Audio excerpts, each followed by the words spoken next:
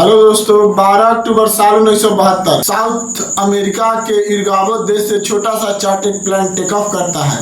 यह एक party plane जा रहा है चिली देश की राजधानी सेंटियागो में और इसमें बैठे हुए हैं कुछ हट्टे गट्टे रग्बी टीम्स के प्लेयर्स।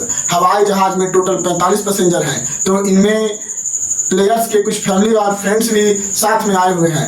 यह उड़ान कोई ज़्यादा लंबी नहीं होनी थी। इरगाबो से सेंटियागो जाने में मात्र 3 घंटे का ही समय लगता है, लेकिन रास्ते के बीच में आती है विशाल एंडीज की पहाड़ियाँ। साउथ अमेरिका में मौजूद एंडीज माउंटेन रेंज दुनिया की सबसे लंबी माउंटेन रेंज है और हिमालय की पहाड़ियों के बाद सबसे ऊंची पहाड़ियाँ भी यहीं पाई जाती हैं। यही सुंदर पहाड़ियाँ हमारी कहानी में इन पैसेंजरों के लिए एक भयानक मुसीबत बनकर खड़ी हो जाती है।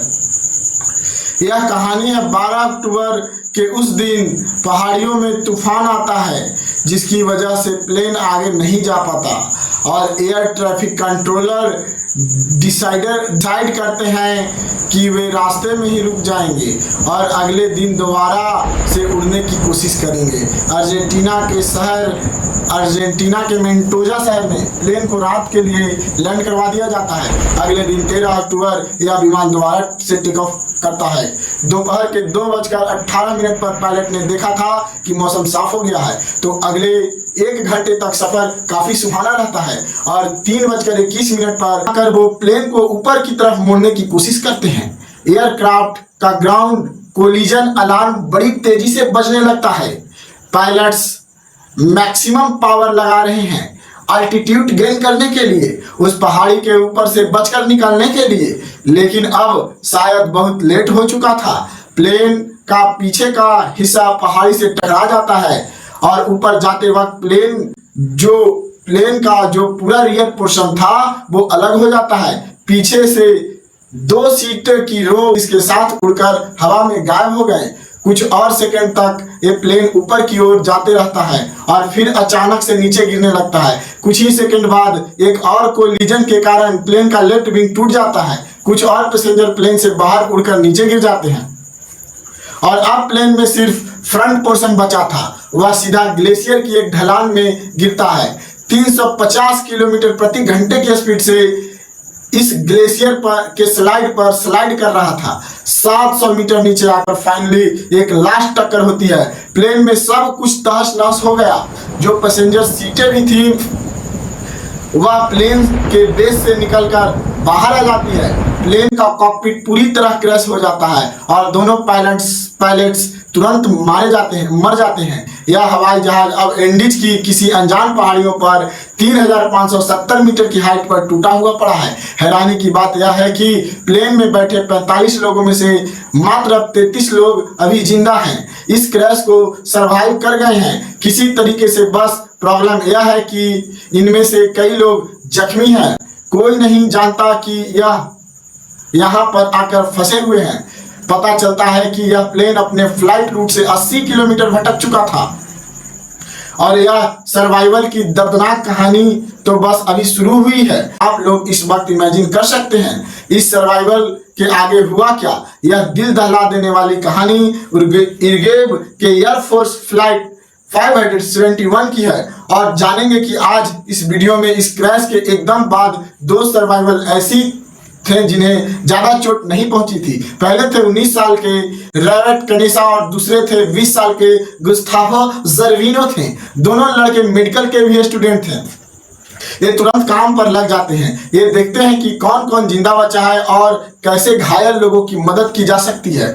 ये देखते हैं कि कई पैसेंजर ऐसे हैं जिन्हें बहुत सीरियस इंजरी हो रही है। इनमें से एक पैसेंजर है 23 साल का जिसका नाम है फर्नांडो प्राडो, जो स्कल फ्रैक्चर की वजह से अब कोमा में है। जितना इनके लिए हो सकता था ये दोनों स्टूडेंट कोशिश करते हैं बचे हुए सर्वाइवर्स की मदद करने की। दूसरी तरफ प्लेन्स के गायब होने के 1 घंटे बाद ही चिली देश के एयरफोर्स एंड रेस्क्यू सर्विस को नोटिफिकेशन पहुंच जाती है। 4 हवाई जहाज भेजे जाते हैं सर्वाइवर्स को सर्च करने के लिए। शाम से लेकर रात तक एक क्रैश साइट को ढूंढने की कोशिश करते रहते हैं, लेकिन अनफॉर्चुनेटली इन्हें कुछ नहीं मिल पाता। Rescue service officer radio transmission को सुनकर कंफ्यूज हो जाते हैं कि आखिर क्रैश कहाँ हुआ होगा। प्रॉब्लम प्रॉब्लम ये थी कि हवाई जहाज व्हाइट कलर का था और एक ऐसी जगह पर क्रैश किया जहां चारों तरफ व्हाइट स्नो और आइस मौजूद थी। बर्फीली पहाड़ियों में इसे ढूंढ पाना बहुत मुश्किल काम था। 13 अक्टूबर की रात बचे हुए पैसेंजर बड़े होपफुल थे। उन्हें उम्मीद थी कि बस किसी न किसी तरीके से वे एक रात यहाँ गुजार लें और बचने का कोई ना कोई तरीका ढूंढ लें। अगले दिन उन्हें कोई ना कोई मदद मिल ही जाएगी। उस बर्फीली रात को 5 घायल पैसेंजर सरवाइव नहीं कर पाते हैं। सर्वाइवर का नंबर अब 33 से घटकर 28 पर आ गया है। इन जिंदा बचे लोगों ने प्लेन की बची हुई बॉडी का इस्तेमाल शेल्टर के तौर पर करना शुरू किया। वे प्लेन की सीटें और बर्फ का इस्तेमाल करते हैं प्लेन के पीछे हिस्से को कवर करने के लिए, ताकि अंदर गर्मी बनी रहे। अगले दिन 14 अक्टूबर अर्जेंटीना, चिली और उरुग्वे देश से 11 अलग अलग हवाई जहाज सर्च ऑपरेशन के लिए लगाए जाते हैं। इन्हें जो सर्च एरिया चुना गया था वह सही था। उसी सर्च एरिया के अंदर इस क्रैश साइट की लोकेशन भी मौजूद थी, लेकिन फिर भी इस क्रैश साइट को ढूंढ नहीं पाए। सर्वाइवर्स ट्राई करते हैं कि वे लिपस्टिक का इस्तेमाल करके प्लेन की छत पर SOS लिख दें, लेकिन जल्द ही उन्हें एहसास होता है कि उनके पास इतनी लिपस्टिक नहीं है कि वे सारे लेटर्स लिख पाएं। फिर वे कोशिश करते हैं कि बर्फ की सूटकेस का इस्तेमाल करके एक बड़ा क्रॉस बना दिया जाए, ताकि सर्च एयरक्राफ्ट जो ऊपर उड़ रहे हैं वे उन्हें देख लें। लेकिन कोशिश करते हैं कि बर्फ की सूटकेस का इस्तेमाल करके एक बड़ा क्रॉस बना दिया जाए, ताकि सर्च एयरक्राफ्ट जो ऊपर उड़ रहे हैं वे उन्हें देख लें। लेकिन जल्द ही वे समझ जाते हैं कि यह तरीका भी काम नहीं कर रहा है। उस दिन उन्हें 1 नहीं 2 नहीं बल्कि 3 हवाई जहाज अपने ऊपर उड़ते हुए दिखाई देते हैं। वे चिल्लाकर हाथ हिलाकर एक दिन इसी कोशिश में गुजर जाता है। अगले दिन 15 अक्टूबर बचे हुए लोग रियलाइज करते हैं कि उन्हें जिंदा रहने के लिए पानी की जरूरत है। एक पैसेंजर रॉय हार्ले ने पानी इकट्ठा करने का तरकीब ढूंढ लेते हैं। पानी की बोतलों में भरते जाते हैं। इसके साथ साथ कई पैसेंजर सीट पर लगी हुई गद्दियां को स्लीपिंग बैग की तरह इस्तेमाल करने लगते हैं और सीट कवर में मौजूद ऊन का भी इस्तेमाल किया जाता है, ताकि आप अपने आप को ठंड से बचाया जा सके।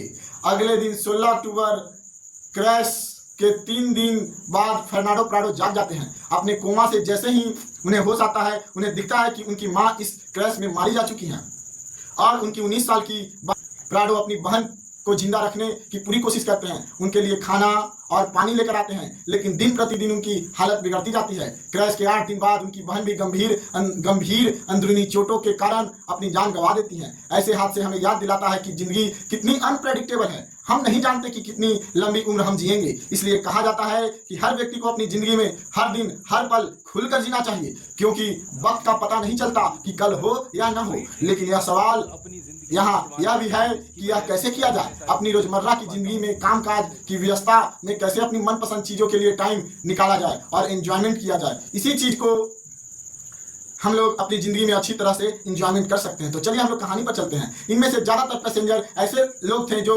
समुद्र के किनारे रहते थे। इसमें पहले इन्हें कभी बर्फ नहीं देखी थी और अब अचानक -30 डिग्री सेल्सियस के ठंड में इन्हें हाई एल्टीट्यूड पर में एक और भी प्रॉब्लम थी, स्नो ब्लाइंडनेस की।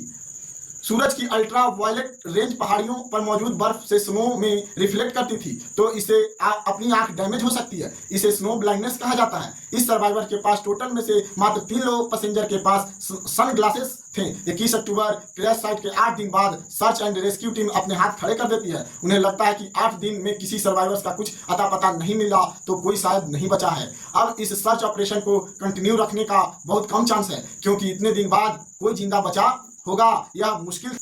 142 आवर्स बाद सर्च ऑपरेशन आधिकारिक रूप से बंद कर दिया जाता है। इसी बीच सर्वाइवर्स को रेडियो काम करने लगता है। इस रेडियो से सिर्फ 1 वे कम्युनिकेशन ही हो रहा था। बाहर की चीजें सर्वाइवर सुन सकते थे, लेकिन खुद कोई मैसेज बाहर नहीं भेज सकते थे। ये रेडियो ऑन करते हैं क्रैश के 11 दिन बाद और तब को पता चलता है कि सर्च ऑपरेशन कैंसिल किया जा चुका है, इन लोगों का दिल पूरी तरीके से बैठ जाता है। कुछ लोग रोने लगते हैं। इस खबर को सुनने के बाद कुछ लोग टूटकर भगवान से प्रार्थना करने लगते हैं। रेस्ट नहीं किए इस खबर को सुनने के बाद, क्योंकि उनके मन में कुछ और ही ध्यान बन रहा था। 11 दिन तक सर्वाइवर्स को खाने की जरूरत कम महसूस होने लगी। इनके पास वैसे भी ज्यादा खाना था नहीं।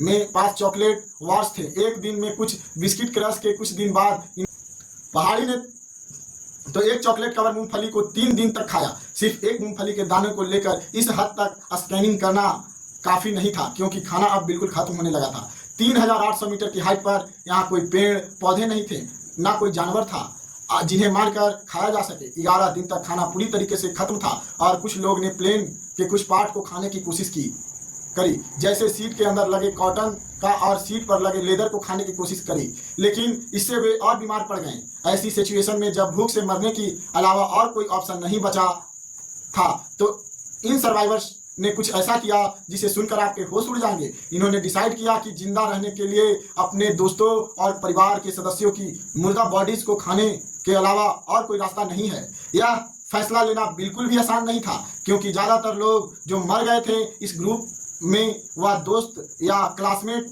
थे, फैमिली मेंबर्स थे या रिलेटिव्स थे। यह आइडिया पहले कैंप के किसी को आया तो उसी ने ही पहले ट्राई किया। यह सुनकर कुछ लोग ने खाने की कोशिश करी, लेकिन उनसे बिल्कुल हजम नहीं हुआ। पहुंच जाएंगे, लेकिन यह अंदाजा इनका बिल्कुल गलत था। को पायलट ने असल में खुद भी आइडिया नहीं था कि प्लेन भी कहां पर लैंड हुआ है। अर्जेंटीना में इसकी क्रैश साइट 89 किलोमीटर ईस्ट में थी। स्टेडियम पहाड़ियों के बीचों बीच। फिर भी इस बात से अनुमान था कि कुछ टाइम रेस्ट करने के लिए 15 नवंबर को 33 दिन क्रैश के बाद ये 3 लोग निकल पड़ते हैं मदर ढूंढने के लिए। घंटा मिलता है, ये वही हिस्सा था प्लेन का जो पहले ही टूट गया था। इसके अंदर इन्हें बहुत सारे सूटकेस मिलते हैं, चॉकलेट के बॉक्स, 3 मीट पैकेट्स, रम की बोतल, एक्स्ट्रा कपड़े, कॉमिक बॉक्स और थोड़ी बहुत दवाई भी। इसके साथ ही साथ इन्हें मिलता है एयरक्राफ्ट का हाई फ्रीक्वेंसी रेडियो सिस्टम, एक ऐसा रेडियो जिसमें न सिर्फ इनकमिंग कम्युनिकेशन हो सकती है बल्कि बाहर भी मैसेज भेजा जा सकता है। ये डिसाइड करते हैं कि रात बिताएं। अगले दिन यह थोड़ा बढ़ता है और ईस्ट में चलते हैं, लेकिन बातचीत करने के बाद इन्हें लगता है कि एयरक्राफ्ट का रेडियो इसे चालू करने की कोशिश करें।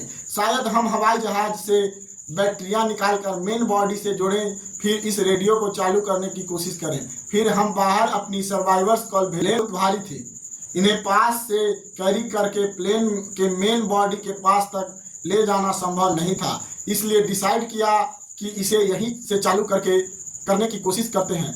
वापस जाकर राय हॉर्ली की मदद लेते हैं, जिन्हें इलेक्ट्रॉनिक्स की थोड़ी जानकारी थी, लेकिन अफसोस यह प्लान भी काम नहीं करना था। बात असल यह थी कि एयरक्राफ्ट का इलेक्ट्रॉनिक सिस्टम में 115 वोल्ट एसी काम करता था और जो बैटरी था वो 24 वोल्ट डीसी की थी।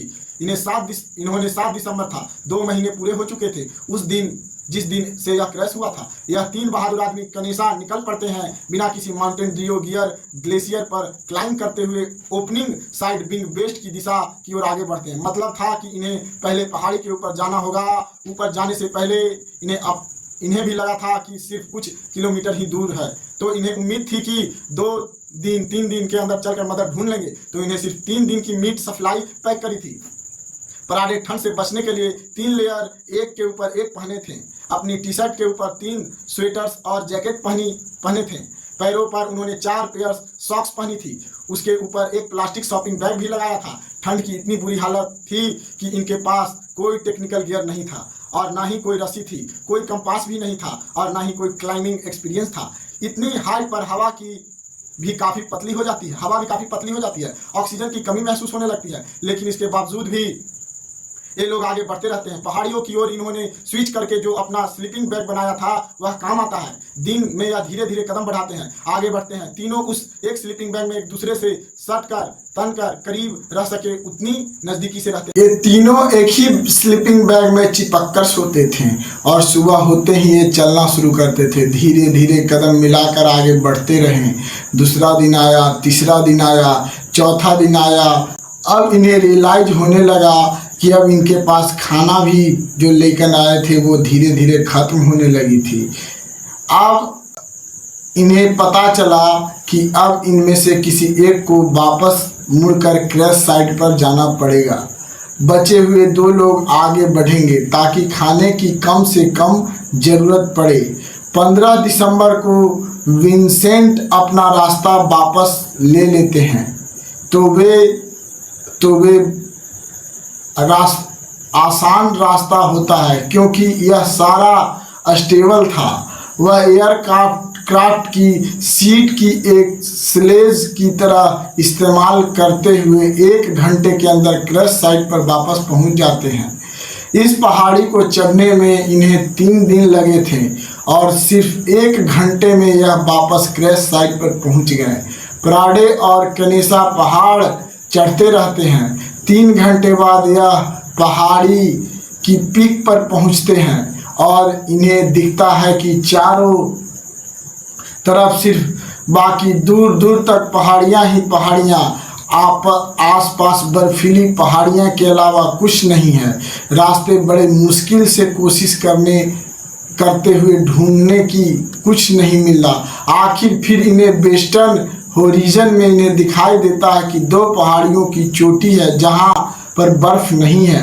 यह अंदाज़ा लगाने के बाद कि हमें उसी डायरेक्शन में ट्रेवल करते रहना चाहिए, हार नहीं मानना चाहिए। प्राडे और कनेसा हाकिंग करते रहते हैं। आखिर एक नदी के वैली तक पहुंच जाते हैं जहां वह इन्हें नदी और कनेसा हाकिंग करते हुए और आखिर में एक नदी की वैली में पहुंचते हैं जहां पर इन्हें नदी बहती हुई दिखाई देती है। ऐसी सिचुएशन में नदी तक पहुंचना एक बहुत बड़ा राहत की बात थी क्योंकि नदी की डायरेक्शन में ट्रेवल करते करते डाउनहिल रास्ता मिलना आसान था। यह चलता रहता है और लगभग 8 दिन तक ट्रैकिंग करने के बाद 20 दिसंबर को इन्हें इंसानों की कुछ प्रेजेंस दिखाई देती है। खेतों में कुछ गायें दिखाई देती है। यह इतना थक चुके थे कि पॉइंट पर कि इनसे आगे अब बिल्कुल नहीं चला जा रहा था और नदी के दूसरे किनारे पहाड़ पर बैठे कुछ लोग दिखाई देते हैं पर चिल्लाने की कोशिश करते हैं। नदी की शोर इतना ज़्यादा है कि उन तक आवाज़ पहुंच नहीं रही थी, लेकिन बाय चांस उनमें से एक इंसान प्राडे और कनेसा की तरफ देखते हैं और इस बार वे साथ में घोड़े पर बैठे हुए थे और वह एक पेपर और पत्थर लेकर आता है। इस पेपर को पत्थर और पेपर के साथ अटैच कर देता है एक धागे के जरिए और नदी के दूसरे किनारे की ओर फेंकता है। प्राडे को पहली बार मौका मिलता है अपना संदेश बाकी दुनिया तक पहुंचाने का। प्राडे इस पेपर पर लिखते हैं स्पेनिश भाषा में, 8 commando army training centre in mountains में फंसा हुआ है। हम 10 दिन से पैदल चल रहे हैं। मेरे घायल दोस्त प्लेन के क्रैश साइट पर मौजूद हैं। हमें जल्दी से जल्दी मदद की ज़रूरत है, लेकिन हम नहीं जानते कि हमें कैसे मदद मिलेगी। हमारे पास कोई खाना नहीं है, हम कमज़ोर हैं और हमारे पास चलने की हिम्मत नहीं बची है। प्लेन में बचा भी हम नहीं कह सकते। दूसरी तरफ इस संदेश को रिसीव करने वाला आदमी चिली देश का किसान था। सारी कागजात व इस नोट को पढ़ता है और इन्हें इशारों में समझाता है। मैं समझ लिया। अपने बाकी दोनों साथियों के साथ बात करने के बाद उसे पूरा यकीन हो जाता है कि हाँ, कुछ याद तो है आ रहा है। कुछ 2 महीने पहले एक खबर मैंने सुना था कि एक प्लेन क्रैश हुआ है और तब इन साथियों को रेस्क्यू करना होता है। यह शॉक्ड रह जाते हैं। इन्हें यकीन नहीं होता कि 2 महीने पुराने प्लेन क्रैश से अभी भी कोई जिंदा बचा है। सर्जी ब्रेड का टुकड़ा फेंकता है नदी की दूसरी ओर। अगले 10 घंटे तक लगातार यह वह घोड़े पर बैठकर बेस्ट डायरेक्शन में ड्राइविंग करते हुए इंसानों की गांव या बस्ती तक जाता है। वह माइनस वाली बर्फ या सबसे करीब के शेल्टर तक पहुंचते हैं। यह खबर वहां की आर्मी कमांडो को बताई जाती है, जो आसपास में मौजूद आर्मी के हेलीकॉप्टर को कांटेक्ट करते हैं। इसी बीच किसान केनेसा को सेंटर ले जाते हैं, जहां पर उन्हें फायर प्लेस कुछ रेस्ट मिलता है। पता चलता है कि अपनी उम्मीद के बल पर पिछले 10 से 61 किलोमीटर पैदल चलकर हाइक कर चुके थे। कनेसा अपना आधा बॉडी वेट लूज कर चुके थे, सिर्फ 44 की जो इनका वेट बचा था। इस कहानी में किसी बाकी लोग को पता चलते हैं तो यह इंटरनेशनल खबर बन जाती है। ये दिल दहला देने वाली कहानी है, अनबिलीवेबल्स थी कि एयर क्रैश में 3 हेलीकॉप्टर भेजी इमीडिएटली रेस्क्यू करने के लिए। आर्मी ऑफिसर पेराडो और कनेसा का इंटरव्यू करते हैं। लोकेशन की इंफॉर्मेशन पता लगाने के लिए पेराडो अपने साथ पायलट का फ्लाइट चार्ट लेकर आए थे। वे नक्शे में देख रहे थे कि वह कहां-कहां ड्राइव कर रहे थे। आर्मी ऑफिसर उन्हें हेलीकॉप्टर में बिठाकर लेकर जाते हैं ताकि क्रैश साइट को लोकेट किया जा सके और उनकी मदद से बचे हुए सर्वाइवर्स की लोकेशन फाइनली पता चलती है। आर्मी कमांडर की 22 दिसंबर 1972 70 दिन बाद क्रैश साइट पर 2 हेलीकॉप्टर्स सर्च एंड रेस्क्यू के फाइनल में पहुंचते हैं। बचे हुए 16 सर्वाइवर्स को वहां से रेस्क्यू किया जाता है। बहुत बुरी हालत थी, सर्वाइवर्स की स्थिति सिक्योर नहीं थी। डिहाइड्रेशन, टूटी हुई हड्डियां, मैंस्यूट्रिएशन जैसी समस्या थी, लेकिन सब के सब रिकवर कर जाते हैं। यह कहानी दुनिया के सामने लास्ट उम्मीद लहर उठाकर अगर आपके जीवन में कुछ कर दिखाने की है तो इंसानियत है, तो क्या कुछ करना पॉसिबल नहीं है।